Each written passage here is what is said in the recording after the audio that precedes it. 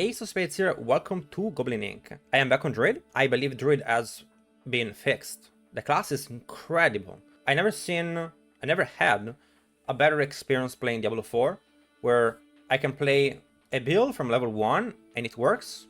Doesn't need any uniques, but we have very interesting and fun ways to increase the power of this build going forward with the uniques and cool things that they can do.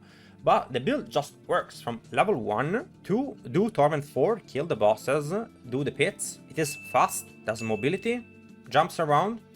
It's pretty much one button, does the damage, and it's fun to play. It's such a good experience. Honestly, I'm shocked. I am shocked how good Druid is. Let's get into this build. Alright, we're gonna start with the leveling slash let's get everything up to tier 4 done version of the build, which is this. I'm about to upgrade to uniques and GA items and masterwork. I wanna get the video out so that you guys can see how the basic build does everything with ease before you see someone overgeared. The build starts at level 1, already very viable, and quickly you'll be able to get two important aspects. The unsatiated aspect can be taken from, I don't remember if it's a dungeon or the stronghold. There's two aspects, unsatiated and Stormclaw. Stormclaw gives you the AoE. It makes so that your critical strike with Shred will be lightning damage and be in a circle, right? And then unsatiated is gonna restore your spirit whenever you critically strike with Shred. So this is an important combo, right? Now you also will be having your spirit boons right away. So when we start in the game, we're gonna be playing with critical hit chance before we move into health and crit damage, or attack speed and crit damage, depending on your necessities. So with just this critical strike chance here that you can get immediately on level 15, I believe, and Predatory Instinct, which can give you a little bit more critical hit chance, you will be able to have unsatiated and Stormclaw doing their work just fine. Eventually, you're gonna be reaching your Lupin Ferocity keystone, and that's the reason why this build does not run critical strike chance, which is nice for the build. It's nice not to have the need to run critical chance and just rely on this. Makes the build function really easily. So every third werewolf skill will automatically critically hit and activate all your aspects that work based off crit. The first version of the build pretty much just relies on those two aspects and is not gonna be running Grizzly Rage. You're gonna be playing with Petrify, that is the leveling version of the build, and later on, when we obtain two aspects that are very easy to find, which are the Direwolf aspect in combination with the Rampaging Werebeast, and also we have the Rabid aspect, which poisons enemies while you're in Grizzly Rage. Now, when we have those three aspects, now we are switching into the Grizzly Rage version of the build that never runs out of Grizzly Rage, and that makes the build become one button. At that point, you'll be pretty much only pressing Shred rather than Petrify, and you will have no use for defensive skills besides having your Blood Howl, which has been drastically buffed. Now it will give you an increased 25% increased damage until you shapeshift out of werewolf form, giving us the ability to get a lot more damage by staying inside our Grizzly Rage, which of course we want to do in the first place. Also now Quick Shift is only lost when we go out in human form and stay in human form. So as long as we stay into werewolf, we're gonna be keeping our quick shift damage. This makes Grizzly Rage builds much more viable, and especially the Direwolf builds. The build is fantastic, and let's go through the aspect I have and talk about them. Now that you have a basic understanding of the build, let's go through the aspect. So we want to have a little bit of armor, max life, willpower, or resistances on your gear, and for defensive aspect I use the Vigorous, which now has been buffed to 17%. For my second defensive aspect I actually use the Earthen Bulwark. I like playing Earthen Bulwark, lasting longer and being able to replenish it, and we're gonna talk about that in a little bit, but that is because we are playing a Half-Life build due to the Chaos perks. So that combos very well with that. You do not need to run this till you get the Chaos perk, and so that's fine.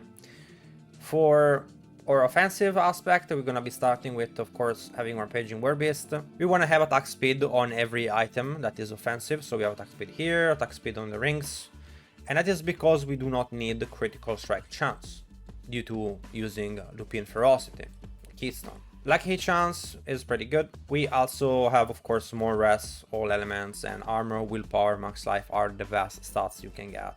On pants, you just want to have, again, defensive stats, armor. Here I have my Direwolf aspect, which is now an utility aspect. Increases our move speed as well. It's pretty sweet. We have an offensive aspect, kinda, on the boots. It's an utility aspect, and Shred gains a 4th dash that hits all surrounding enemies. This increases our AoE and does more damage, so it's a very good aspect to have. For my two-handed, chance for Shred to deal double damage is your go-to tempering, right? And pretty much the only thing that you really want to temper is your weapon in the beginning. I have poison damage because it was easy to get, but attack speed will be better. You temper Werewolf, and the poison damage is good because we're gonna be doing a lot of poison damage with Rabbit Bear aspect. So if you get poison damage, it's okay, but attack speed would be better. Here is where I have my Q rune. Now, Sir isn't the best rune to combo it with, but you can use any generator that you have. It's nice to have Q because you get the Earthen Bulwark, and the Earthen Bulwark will be buffed and give us more than the basic amount of barrier. We're gonna showcase how that in a second. For your amulet, the Toxic Claw is your best passive, but of course, Venom. Everyone's favorite. Willpower, very powerful. Greasy Rage cooldown reduction. It is actually not necessary in my experience, but you're happy here if you also want to use defensive, like armor, if you need to cap it, for example. Rings, same thing. I'm going for resistances and having attack speed on my offensive masterworking. We have Stormclaw, and I forgot to say that Blue Beast is on the amulet. I have Unsatiated on the other ring, and I have more Werewolf attack speed, and I failed my tempering. That's why you see the Lacerate cooldown. But yeah, the idea is to cap your resistances and cap your armor. Do not be afraid to have all res on your gear in the beginning. The skill tree is a little bit interesting. We are gonna be going for Maul, and that's because we want to be able to stack quick shift, right? So we want to switch between our forms so that we can gain the maximum amount of quick shift power we can get, which is 6 stacks. So we maul, shred, maul, shred, maul, shred, and then we can Greasy Rage, and the buff will be kept forever. Great Gate gives a little bit more move speed eventually. I don't know why I have that point, little mistake. There's actually not enough points for this build.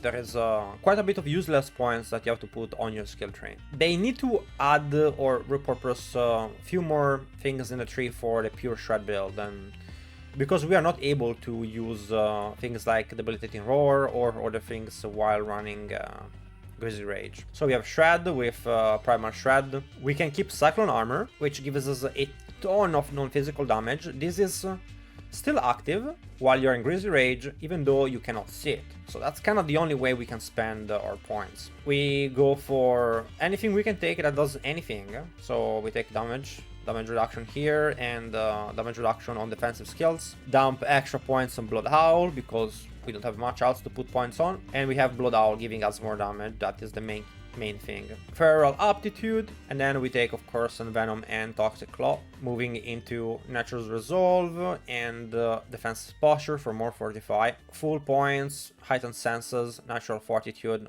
Quick Shift, and then the 5 points in Greasy Rage gives us increased armor, which is actually very nice. Literally the best starter build. It helps you even cap your armor. And lastly, we take the Ferocity. For the Mercenary, the one you want to level up first is, of course, Rehir, because Rehir will allow you to choose between armor and resistances, depending what you need to cap. And for the Chaos perks, well, this is a little bit interesting. So, starting out, you're not going to be having a greater power, so you can forget about this. And I will say that in the beginning, you don't want to play with Merit Guard, because Merit Guard is not going to be great in the very beginning. It's going to reduce your life to 50%. So what I was running before playing Merit Guard, see, Merit Guard makes us life 50%, right? So we have only 50% HP, but because we have Earthen Bulwark always up, and Earthen Bulwark is full HP. It's 100% over HP. Now, this perk of reducing our life to below 50% isn't a big deal when you have a second full 100% big barrier on you. The barrier is buffed by, so as you can see here, you gain maximum resistance cells, armor increased, and also barrier is increased by 80% now at rank 7, meaning that our Earthen Bulwark pretty much is gonna be at 100%. We also have Purge the Infected, which is extremely important. It dealing direct damage to poison enemies, spends 5 spirits, and guarantees a critical strike that deals increased damage. Now, this is another way that we guarantee critical strike, right? This works in combination with our Blurred Beast aspect, Rabid Bear aspect that poison enemies. So it's a very powerful ability. We have Overabundance, which is 100x of the damage. This bonus can stack up 3 times. At maximum rank, because the damage is multiplicative with itself, this ends up being, I believe, 800% extra damage. So, a beastly damage increase, because it's 100% and 100% and 100%. And that's it for the Chaos perk. Till you get Overabundance I played from the beginning, and so is Purge the Infected. So the only thing that I don't use right away is Mirrored Guard, and for that I prefer to do Accelerating Chaos in the beginning. But quickly I move to that, and then when I get a bit cornered and my Q rune with the Bulwark, then I can play 50% life, because Bulwark will cover my life for me, and having Mirrored Guard will give me maximum resistances and armor and barrier generation. Everything just now comboed together at this point. The Paragon board is interesting because maybe it is the last cooked part of the build for the developers. We do not have enough legendary nodes, so the only good ones that you can have is Lust for Carnage, Heightened Malice, and Ancestral Guidance. The other ones don't do anything for us, so what you're looking for is to get to 5 boards right away. Glyphs, Fang and Claw, Keeper, Spirit in your Heightened Malice board. Let me show you the legendary nodes. So Lust for Carnage is my first board after the starter, and the second one is Heightened Malice with Spirit. Last one, I have Ancestral Guidance with Headhunter. The most important thing, in my opinion, is to get your Keeper and to get your Spirit. Those are your 2 best, and Fang and Claw just a very easy, you use it on the first board, you get a lot of extra damage. It's 26, and I should be getting this one as well, now that I have the points. Anyway, this is it, and then I will just add a board when I can reach it. I'm gonna show you now the endgame versions of the build. Okay, so I'm gonna show you guys the starter, mid-game, and end-game progression for the build, so you guys can get an idea on how the build is gonna look. But quickly, I will explain why the starter version has already Rampaging Werbeast and Grizzly Rage. That's because there is a leveling version, which is a version with even less requirements of the build, which is only the 2 aspects that you can get from the Stronghold and the Dungeon. That's just a leveling build. Mobalytics, me and Sanctum are collaborating on this, are content creators for the website, and you cannot have a build being endgame and leveling at the same time, because there technically no real build generally does both. This build does, and so we have divided the earliest version of the build as a leveling build, and this is the end game, right? So the starter is gonna be without any unique. I'm gonna remove Thibault's Will and add Bulwark here instead, and also add Bulwark as one of the runes here, so do not worry about that. The mid-game progression, the build is gonna start to have a little bit of uniques. We're gonna add Medwolf Glee for more damage. You're gonna have a little bit less slots to cap your resistances and armor, but your gear at this point should start to be a little bit more tempered, and you might have a few GAs, you might get an armor GA or something, and you will cap that way, and maybe use some potions at this point. Now, the real endgame version of the build is gonna be a Banished Lord Talisman version of the build. So, there's gonna be a Banished Lord version of the build. We're gonna be spending a ton of resources. So, we're gonna be using Sun also to get critical strike and overpower. We're gonna be using Cry to pull enemies with Vortex. And we have Malefic Crescent as Chaos unique. It's very powerful. but not as powerful as a very good amulet. So, because we can get it as a chaos now, it is worth having in the build, so we put this as the boots slot. And it also gives us movement speed, which is frankly good because losing move speed on chaos item on boots kinda suck. BLT, the Banished Lord Talisman, becomes part of our build. We become a overpower build. We have the Direwolf aspect on our gloves. We need that. Without that, we cannot play Grizzly Rage. And we're still gonna be keeping Werewolf attack speed and Lucky Hit Chance as our glove slot temperings. Fist of Fate, great damage multiplier. Lucky Hit Chance is great for us as we not only make enemy vulnerable with it, but also reduce cooldown of ultimate. I think I'm probably gonna move the GA on attack speed though, to be honest. Hair of Perdition is a great item, and even though it's not needed, it is very powerful and the multiplier is very big. Of course, it's also fine if you wanna play with Shaco or a normal helm. That's perfectly okay. For the amulet, we're gonna be moving into having still Rabbit Bear here. I'll be playing with one hand and off hand.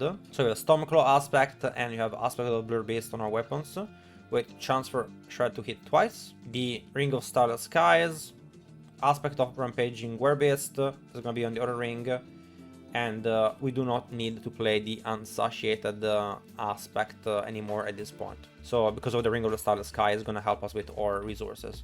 If you do not have the Ring of the Starless Skies, then you can just use unsatiated. And we have Purge the Infected. And for the Chaos perks, technically we think that having extra overpower damage here on Brown over Brains should be better for the Banished Lord Talisman. But it is entirely possible that we are gonna be switching this into having this setup. So I will be having a setup with Beast Cornered and Mord Guard. So you can tune in for the update on the endgame version of the build. At that point we will have it tested and figured out. This build, this version here, banger. Can there be a better version? Maybe. That's a little bit. For the mid-game version, which I think most people will play, we have the Murd Guard, exactly like I have it, and we're gonna be having the Bulwark combo with it. Hope you guys enjoyed the build, and see you guys in game.